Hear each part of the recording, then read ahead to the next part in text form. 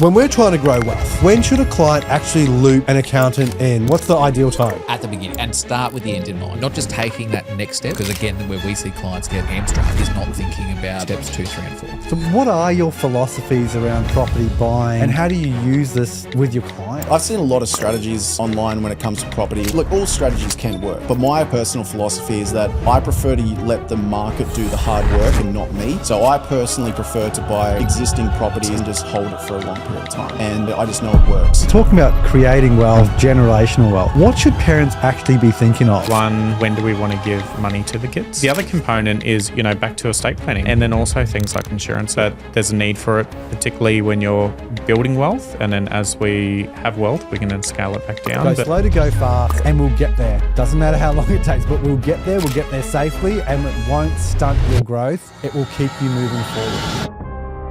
Hey everybody, welcome to this episode of Finance This, Property That. Over the next 4 episodes, I am going to talk about key specific things between finance strategy and property strategy.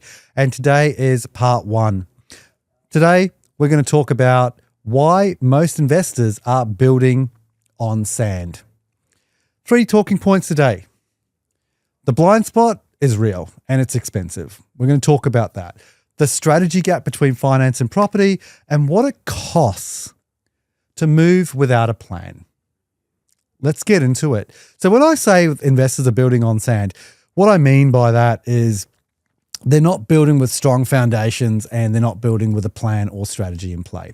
So the key point around that, the blind spot that people have, it is real and it's expensive. Most investors that I see, they got 1, maybe 2 properties and feel like they're really going okay. And that's awesome. Don't get me wrong. But when you really when I do a discovery call and I'm really digging down and asking a little bit more emotive questions around, what do you actually want to achieve? What do you want the properties to do? What's the actual end game here? And what are you doing to get there? Like, as in, what is your number? How are you getting there? All that sort of stuff. Then I find out by the answer that they give me is that they've been making decisions deal by deal without a plan to connect it all together. That is not investment. That's just accumulating assets for the sake of it. The 2 things, investing and accumulation, they actually produce 2 different, very, very different outcomes. One will get you further along and get you to your goal. The other one will probably cost you a lot. So this leads me to my next point. There is a massive gap between, a strategy gap between finance and property. In my industry or in my niche that I do, debt structure and strategy, I've just realized that finance strategy and property strategy are almost exclusively never talked about together. Lenders or brokers talk about serviceability. Buyers agents talk about growth corridors and, buying in this area and, we want to buy here for this and there for that and, good bones, etc. But man, there's no one there really sitting in the middle going, does this next purchase actually move you closer to your goal? And does your structure support it? This is the gap where most people get stuck. This is the sort of thing that I'm unsticking for my clients.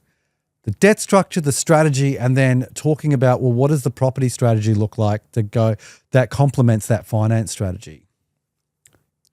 Because I can tell you, there is some real costs to move without a plan, which is my last point. It's not just money. It's time. Getting stuck with 2 properties because your structure's wrong is tough. Waiting 3 years to buy again because you're over-leveraged is another thing I see. I see it every week. High income earners, very smart people, successful in every other area of their life, stuck because nobody helped them build the map before they started the trip. It hurts me to see that, right?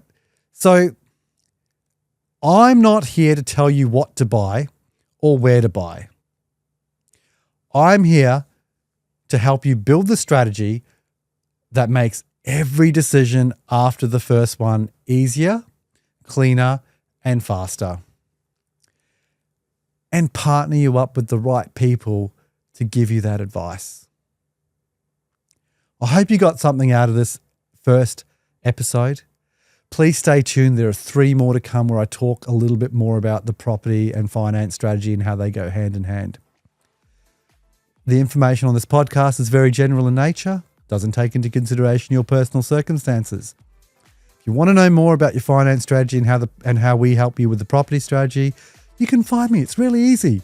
At Dion Finance Specialists on Instagram, LinkedIn, Dion Fernandez, the website financespropertythat.com.au. P.S. I'm getting a new website, so stay tuned.